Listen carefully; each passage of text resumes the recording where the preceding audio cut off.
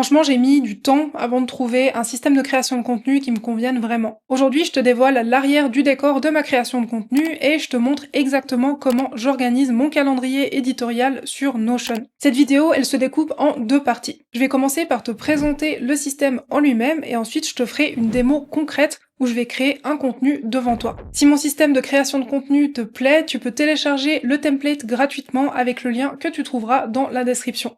Je vais te montrer tous les détails de mon calendrier éditorial Notion et je vais aussi te montrer chacune des parties du template pour que tu puisses vraiment comprendre chaque onglet à quoi ils servent et que tu puisses aussi l'adapter par rapport à tes besoins et tes objectifs. Déjà, si je prends le template que tu as à disposition en téléchargement, en fait, il vient avec 4 onglets différents que tu vois juste ici. Donc, le premier onglet, c'est l'onglet accueil, le deuxième, donc branding, ensuite stratégie et planification. L'idée de ces 4 onglets, c'est vraiment que tu aies à disposition tout ce dont tu as besoin pour ta stratégie et ta création de contenu à portée de main. Tu verras que dans la version que j'utilise moi ici, que j'utilise au quotidien, il y a un onglet supplémentaire avec des boutons supplémentaires. Ça vaut pas la peine en fait de l'avoir toi dans le template parce que toi tu vas peut-être avoir une autre façon de prendre tes statistiques, etc. Donc ça il faudra pas y faire attention. Donc dans le template il y a pas. Mais vu que je vais te montrer mon calendrier et comment ça fonctionne, tu vas voir ces différents boutons mais il faudra pas en tenir compte. Donc ce qu'on va faire c'est que je vais vraiment reprendre le template que toi t'as à disposition, mais pour illustrer ça arrive que parfois je prendrai le mien. Comme ça il est déjà rempli et ça te permettra d'avoir quelque chose de plus clair avec des exemples concrets.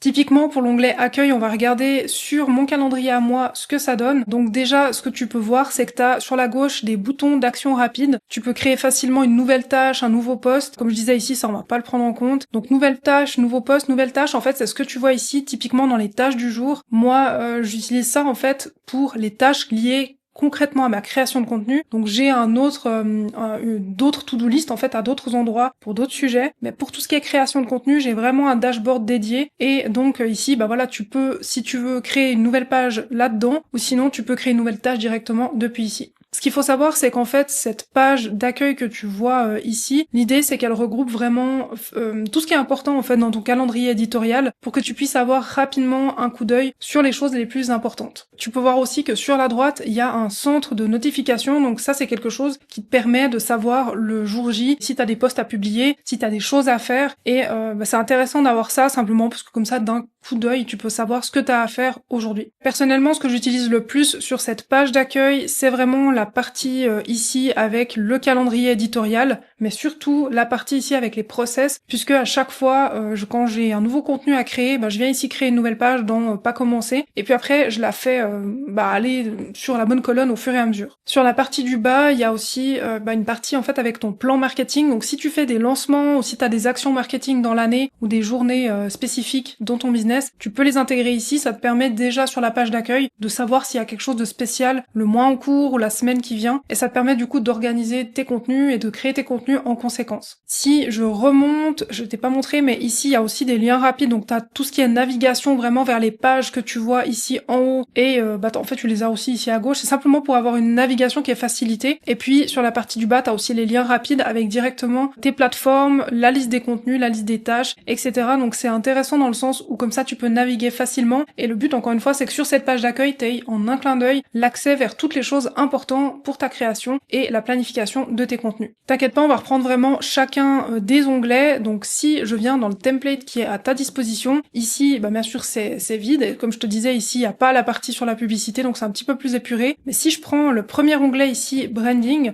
en fait l'idée c'est que sur cette page t'aies vraiment tous les aspects importants en fait de ton branding. Je t'ai mis aussi des exemples concrets pour que tu puisses remplir en fait les différents encarts. Là typiquement tu as la marque, t'as plein de questions, plein de choses en fait pour construire vraiment l'identité de ta marque, donc le message, le positionnement, etc. Et si je te montre chez moi ce que ça donne quand c'est rempli, dans la partie ici branding, tu vois, moi j'ai aussi ma proposition de valeur, ma vision, ma mission, et puis au-dessous j'ai justement l'identité visuelle avec le logo, les couleurs, etc., la typographie. Et en fait, si tu vois un encart rouge autour comme tu peux le voir ici, c'est simplement parce que à chaque fois que je vais mettre à jour quelque chose qui est dans cet encart rouge, ça va se mettre à jour sur les autres pages, parce qu'en fait ces éléments-là sont repris aussi sur d'autres pages du template. Si je descends, j'ai aussi quelques inspirations. Donc moi, je mets surtout des inspirations pour ma chaîne YouTube, pour les miniatures par exemple. Puis j'ai aussi mis des miniatures que moi j'ai fait, que j'aimais bien, pour avoir toujours un petit peu une idée sous la main. Et le but, c'est vraiment d'avoir en fait sur cette page toutes les informations importantes de ton branding pour que quand tu crées ton contenu, t'aies vraiment voilà ta proposition de valeur qui est toujours en tête, ta vision, ta mission, ces choses-là qui sont fondamentales en fait pour ton business et pour savoir où tu vas avec tes contenus. Et donc l'idée, c'est qu'à chaque fois quand tu viens sur la page principale ici de l'onglet, ben t'as directement le coup d'œil sur tout ce qui est général par rapport à cette thématique-là. Et Brand Voice, ça c'est hyper important en fait. Dans cette partie-là, tu vas venir mettre ton ton de marque, donc la manière dont tu t'exprimes avec ta marque et dont tu vas créer tes contenus. Et ce qui est super cool, c'est que quand tu remplis cette partie-là, tu vas après pouvoir, grâce à l'IA de Notion, venir référencer en fait ces différentes parties pour demander à l'IA de t'aider à créer tes contenus et qu'il puisse reprendre ton ton de voix pour que ce qui génère en fait pour toi ait vraiment une belle ressemblance avec ce que toi tu aurais naturellement créé. Parce que sinon, l'IA, si tu lui donnes pas vraiment déjà de la nourriture pour comprendre comment tu parles, elle risque de te fournir des textes qui vraiment collent pas du tout avec ta personnalité, ni avec ton ton de marque. Donc moi, j'ai mis ici vraiment une espèce de description de mon ton de marque global, et au-dessous, j'ai des exemples de posts et de descriptions, et j'ai des exemples de scripts aussi pour mes vidéos YouTube. Comme ça, quand j'ai besoin d'aide pour scripter ma vidéo, pour trouver des nouvelles idées, je référence en fait mes différents scripts, et comme ça, l'IA fait quelque chose qui correspond beaucoup plus à ce que moi j'aurais fait de base. Dans cette partie, tu retrouves aussi les hashtags, donc ça c'est quelque chose que moi j'aime bien garder quand même de côté.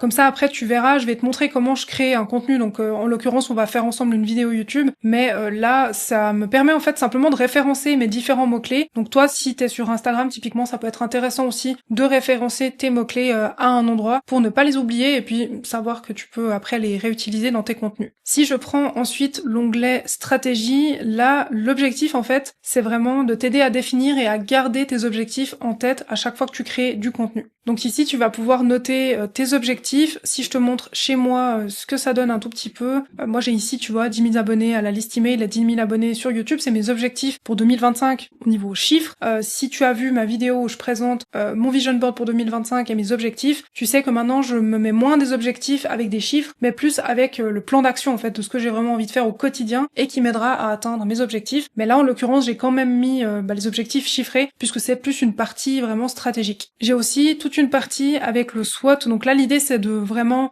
mettre en avant tes forces, tes faiblesses, réfléchir vraiment par rapport à ton business, ce qui te différencie aussi de la concurrence, etc. Et il y a aussi toute une partie pour faire un petit audit des plateformes, donc chez toi encore une fois ça va être vide, mais comme ça te permet de voir un petit peu ce que ça peut donner quand c'est rempli. Tu sais aussi que j'ai dans mes ressources offertes, il y a en fait un audit que tu peux télécharger, donc c'est un workbook qui va plus loin que ce que tu vois ici, mais là ça te permet déjà d'avoir, si t'as pas le workbook, ça te permet déjà de faire un petit travail d'audit par rapport à tes plateformes sur les réseaux sociaux, à tes objectifs, etc. Et là on a plein de trucs en fait sur la gauche, t'as encore une fois l'audit des réseaux sociaux, ici c'est simplement t'as le focus dessus, les publics cibles ou le public cible, ça c'est hyper intéressant aussi, tu vas directement noter, si je reprends dans le template, tu vois, t'as le public cible principal, ton client idéal, les douleurs, les problématiques, ses peurs, ses objections, ses besoins, et en fait tout ce dont t'as vraiment besoin comme information pour pouvoir créer du contenu qui va résonner avec ton public cible et qui va t'aider à faire concrètement des ventes et générer concrètement des prospects pour ton business. Ensuite, on a une partie aussi qui est dédiée à la concurrence. Là, l'idée, ça va être vraiment d'analyser ta concurrence, de mettre 2-3 concurrents. À ta place, je mettrais vraiment mes concurrents principaux, parce que ce que j'ai remarqué, c'est que plus tu vas mettre des concurrents, plus tu risques de t'éparpiller en ayant regardé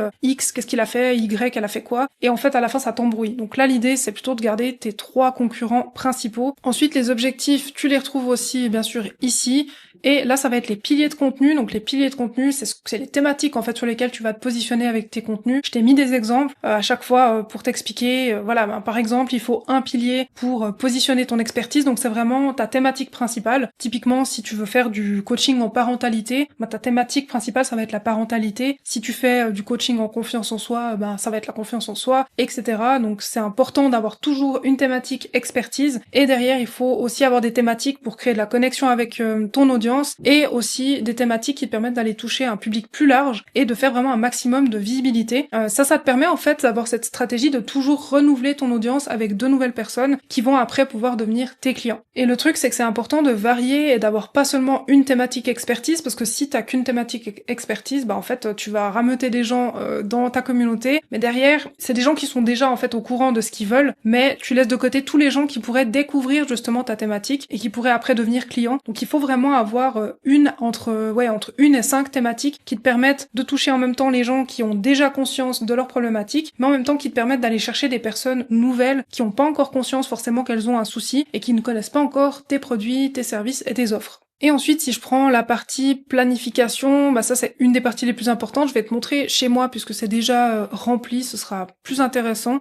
Donc là, tu vas avoir en fait directement tes contenus. Donc c'est encore une fois, à chaque fois qu'on clique sur un onglet principal, on a vraiment une vue d'ensemble de ce qu'il y a à l'intérieur de l'onglet. À chaque fois, tu as vraiment les détails ici dans la navigation sur la gauche. Notamment ici, si je descends, tu retrouves de nouveau ton plan marketing. Sur cette page-là, en l'occurrence, tu as aussi toutes tes idées de contenu que tu peux venir mettre facilement. Si tu es par exemple sur iPhone, je sais pas s'il y a aussi la même chose sur si t'es sur iOS, mais je sais pas s'il y a la même chose sur Android.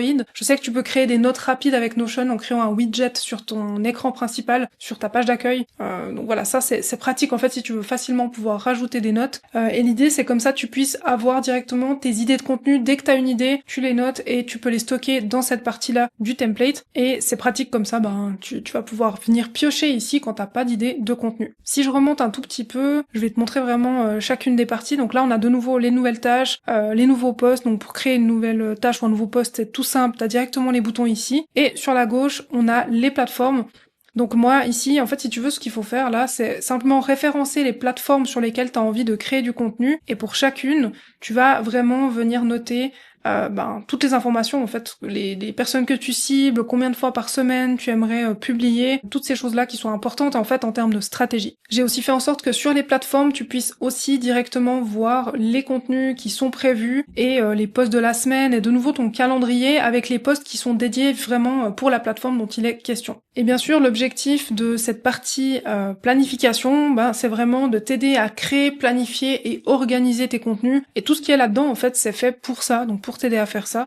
Donc là, on a vu les plateformes, les idées de contenu ici, c'est pareil, tu vas pouvoir venir vraiment intégrer tes idées de contenu. Donc ça te permet de jamais être à court d'idées. Tu peux aussi directement mettre la catégorie de contenu, les objectifs. Donc par exemple, si c'est un contenu que tu vas créer pour éduquer ton audience, pour l'inspirer, pour vraiment déclencher des ventes, ça te permet vraiment de garder ça. Et pareil, la catégorie, si c'est pour attirer des gens, si c'est plutôt des gens qui savent déjà qu'ils ont un problème, mais plus pour toucher la partie désir, qu'est-ce qu'ils veulent faire avec leur par rapport à leurs objectifs. Là, le but, c'est juste d'avoir vraiment tous tes contenus et de pouvoir facilement piocher dedans pour venir après mettre des dates et les intégrer dans ton calendrier. Tu l'auras compris, le but de ce calendrier éditorial Notion, c'est d'avoir tout ce qu'il faut, mais pas non plus de choses superficielles. Tu sais que tu as sur Notion tout ce qu'il te faut pour ta création de contenu, pour organiser, planifier, gérer toute ta création de contenu au même endroit. Maintenant, je vais te montrer concrètement comment je fais, moi, quand je crée un contenu avec ce calendrier éditorial, et on va se concentrer sur la création d'une vidéo YouTube. Je vais te montrer notamment comment j'utilise l'IA directement dans Notion pour m'aider à créer mes contenus, pour vraiment gagner du temps, trouver des idées, corriger aussi ce que je note, etc.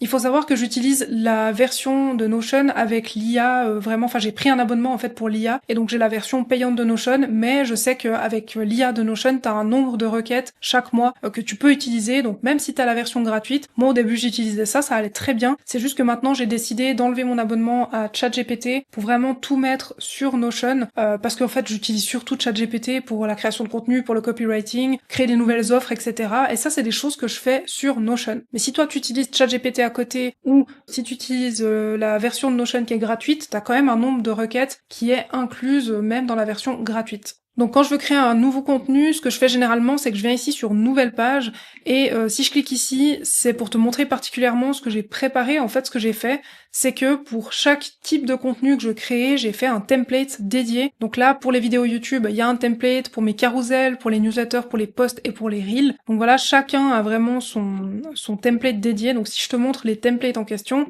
Pour la vidéo YouTube, par exemple, ça se présente comme ça. J'ai toujours la to-do list avec ce que je fais généralement quand je crée une vidéo YouTube, le sujet, les points que je veux aborder dans la vidéo, le bénéfice aussi pour la personne qui va regarder la vidéo. C'est très important quand tu fais une vidéo ou n'importe quel contenu de te poser la question, la personne à la fin elle va repartir avec quoi concrètement pour savoir en fait si ce que tu fais, ça a de la valeur pour ton public cible. C'est vraiment une question que je t'invite à te poser pour chaque contenu que tu crées, et d'ailleurs sur chaque template, si je dis pas de bêtises, j'ai intégré cette partie-là. Ensuite, j'ai intégré des blocs d'IA. Donc ce que tu vois ici en violet, c'est justement un bloc d'IA, et j'ai directement mes prompts en fait à l'intérieur. Donc moi j'ai directement créé les prompts, donc rédigé tous mes prompts à l'avance, et dans les modèles je les ai directement intégrés. Et ce que je fais, c'est qu'en fait je remplis les différentes parties, typiquement là, le bénéfice, les points à aborder, etc. Et je fais le script et tout, et en fait, typiquement pour le titre, je remplis d'abord tout, et après je demande à l'IA de Notion de générer un titre, et ça me permet de gagner pas mal de temps, ça me donne des idées, des fois j'utilise le titre, des fois pas, mais au moins ça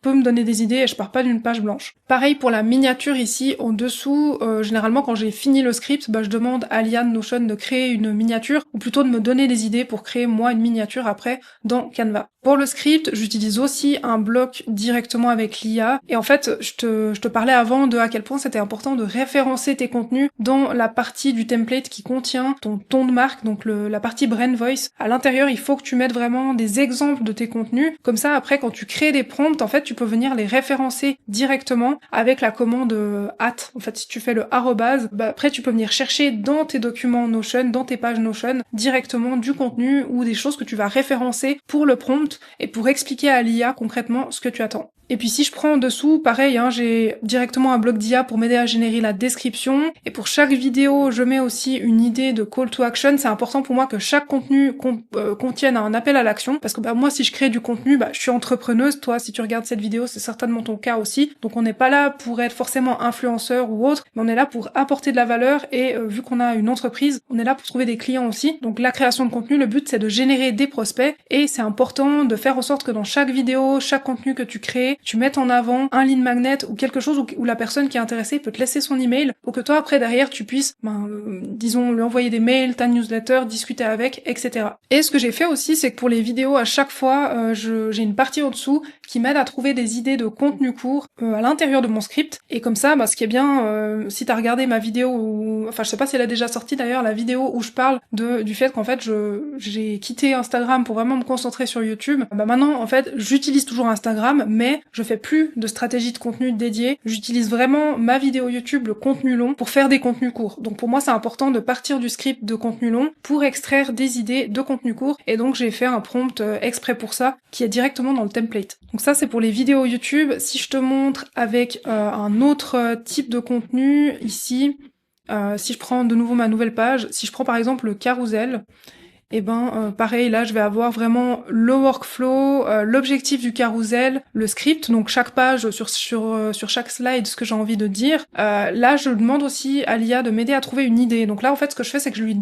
référence ma vidéo YouTube, je lui dis va voir ma vidéo YouTube et trouve-moi des idées de carrousel en fait que je peux créer, ou alors là ce que je lui dis concrètement c'est plutôt prends le point numéro 4 de la vidéo ou numéro XY. Ça c'est juste un prompt, mais après je change en fait à chaque fois et je lui dis prends ça et fais-en en fait un carrousel. Et pareil pour la description, je lui dis génère une description qui va bien avec ce carrousel pour poster par exemple sur Instagram ou sur LinkedIn. Donc c'est vraiment comme ça que je crée mon contenu, je choisis simplement le template qui m'intéresse et ensuite je vais remplir les différentes parties qu'on a vues ensemble. Donc si je te reprends encore une fois l'exemple pour une vidéo YouTube, si je prends typiquement ici la vidéo que je suis en train de filmer maintenant, si je te l'ouvre en grand, tu vois ici, on voit déjà ce que j'ai pu faire, on voit qu'il me manque effectivement le tournage de la vidéo principale, j'ai déjà fait l'intro et la conclusion, et puis voilà, après ici tu vois les titres par exemple, je trouve qu'il m'a proposé des titres qui sont pas trop mal, des fois comme je te disais c'est bien, des fois c'est moins bien. Là pour le concept de miniature, il m'a proposé quelque chose aussi. Souvent ce qui se passe c'est qu'en fait il donne des bonnes idées, puis après je fais moi quelque chose par rapport à ces idées, mais je modifie toujours en fait ce qu'il me propose, parce qu'il y a toujours des trucs des fois un peu soit exagérés ou qui me correspondent peut-être moins. Et puis ici ce que je fais, tu vois le script, à chaque fois ce qui se passe c'est que je lui demande en fait de me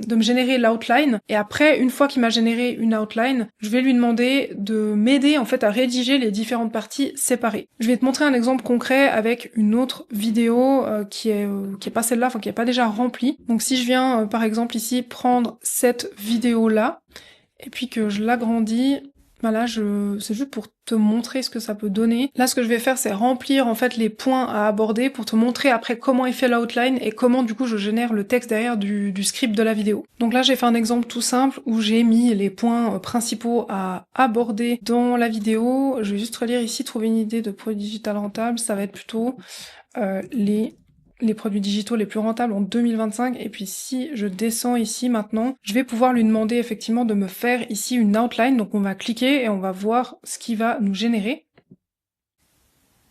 Donc voilà ce qu'il me propose, j'ai pas forcément tout lu, mais l'idée c'est plutôt de te montrer après comment je fais une fois que j'ai ça. Des fois déjà ça m'arrive de modifier et de vraiment changer complètement, c'est-à-dire de refaire une moulinette d'IA et de lui faire refaire en fait ce que je lui ai demandé parce que des fois c'est vraiment un peu plus à côté de la plaque que d'autres. Et une fois que j'ai ça et que l'outline me correspond bien ou que ça me va, je reprends en fait cette partie-là et je vais lui demander en fait de générer une section en fait directement complète avec ça. Parce que si tu lui demandes directement de te faire un immense script, c'est trop long en fait et le résultat n'est jamais bon, même des fois ça ne marche pas. Donc il faut vraiment plutôt reprendre des blocs et lui demander à chaque fois de générer par bloc plutôt que de faire des immenses scripts. Donc là, je clique ici et sauf erreur, j'avais même enregistré déjà les prompts. Je sais que j'ai des prompts qui sont mis de côté dans les favoris. Donc là, tu vois ici j'ai mis, tu es un copywriter spécialisé dans la rédaction de scripts de vidéos YouTube, rédige cette section du script de cette vidéo en utilisant le même ton que dans la vidéo XY.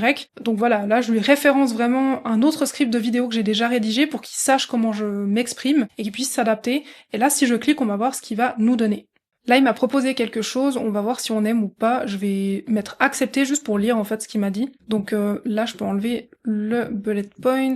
Donc parlons maintenant des memberships. Et là, tu vas peut-être être surpris par ce que je vais te dire. Les avantages, oui, c'est vrai que ça peut générer des revenus réguliers si tu gères bien ton système d'upsell et que ton audience continue de grandir. Mais, et c'est un gros mais, la charge de travail est énorme et le risque que tes membres partent est super élevé. Mon conseil, si tu débutes, évite les memberships, concentre-toi d'abord sur les autres formats pour construire une audience solide et un écosystème qui tourne. Tu pourras toujours y revenir plus tard quand tu auras plus d'expérience et une communauté fidèle. Typiquement là, ça ressemble quand même pas mal à ma façon de m'exprimer. Donc tu vois à quel point tu peux gagner un temps fou en fait en ayant vraiment l'IA qui t'aide après à générer tes différentes sections de la vidéo. Bien entendu, ça arrive quand même que souvent c'est pas vraiment ce que t'attends. Une fois par exemple, il m'avait mis 15 fois, je sais plus qu'est-ce qu'il m'avait mis mais ça me faisait trop rire en fait, il me disait à chaque fois tu vas jamais croire tu sais au début de la phrase il disait tu vas jamais croire à ce truc là et puis à chaque section il me disait tout le temps tu vas jamais croire XY machin. Je me disais mais c'est pas possible, genre il me remet à chaque fois le même texte. Donc des fois ça fait des trucs un peu comme ça bizarres, même si tu lui dis d'arrêter de dire cette phrase, il te la redit à chaque fois, mais la majorité du temps ça marche quand même plutôt bien et en tout cas ça permet de gagner beaucoup de temps rien que sur le fait que tu ne partes pas d'une page blanche mais déjà avec quelque chose qui est à peu près brodé et qui est un bon point de départ en fait pour créer du contenu qui te ressemble mais en même temps pour le créer plus rapidement.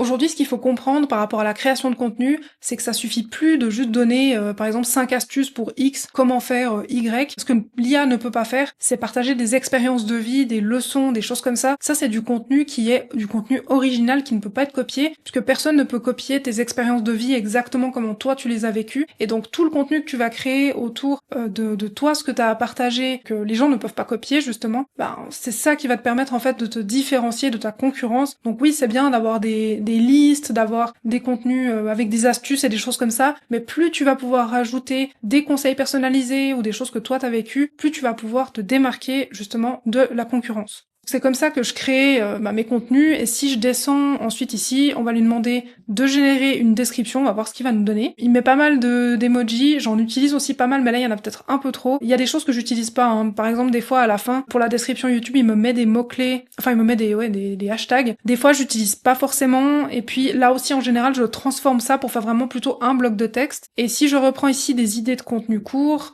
on va voir ce qu'il nous propose. Donc là, il nous propose les 4 formats de produits digitaux les plus rentables, comment créer un programme premium pour ton audience, les erreurs à éviter. Et là, en fait, il se concentre vraiment, bien sûr, je lui ai demandé de se concentrer sur des carousels, donc c'est ce qu'il fait. Alors des fois, c'est pas mal, franchement. En tout cas, ça m'aide, moi, à structurer mes idées. Et ce qui est cool, en fait, c'est qu'à partir d'une seule vidéo YouTube, tu vois à quel point tu peux créer plein de contenus différents. Et ça, c'est super intéressant pour gagner du temps, mais en ayant en même temps du contenu qualitatif et qui garde toujours la même ligne éditoriale. L'objectif avec le template que je te fournis dans cette vidéo, c'est surtout que tu puisses avoir une bonne base pour t'aider en fait à organiser ta création de contenu, mais il faut surtout pas hésiter à modifier les différents éléments et à adapter le template à tes besoins. Le truc, c'est qu'il suffit pas simplement d'avoir les bons outils pour développer ton activité sur les réseaux sociaux. À ce stade, il y a toujours des chances pour que tu commettes des erreurs fatales avec ton calendrier éditorial, des erreurs qui t'empêchent de développer ton activité. Et justement, dans la vidéo suivante, je vais t'expliquer les 5 erreurs à ne surtout pas commettre avec ton calendrier éditorial si ton objectif c'est de développer ton activité avec les réseaux sociaux et donc de générer plus de prospects et plus de ventes. Si cette vidéo est déjà publiée au moment où tu visionnes celle-ci, tu auras juste à cliquer pour la lancer. Et si c'est pas le cas, oublie pas de t'abonner et d'activer la cloche des notifications pour savoir quand elle sera disponible. Si tu as des questions par rapport à ce qu'on a vu dans cette vidéo sur le système en lui-même ou sur le template, n'hésite pas à les laisser en commentaire. En tout cas, je te remercie d'avoir partagé ce moment avec moi et je te dis à bientôt dans la prochaine vidéo.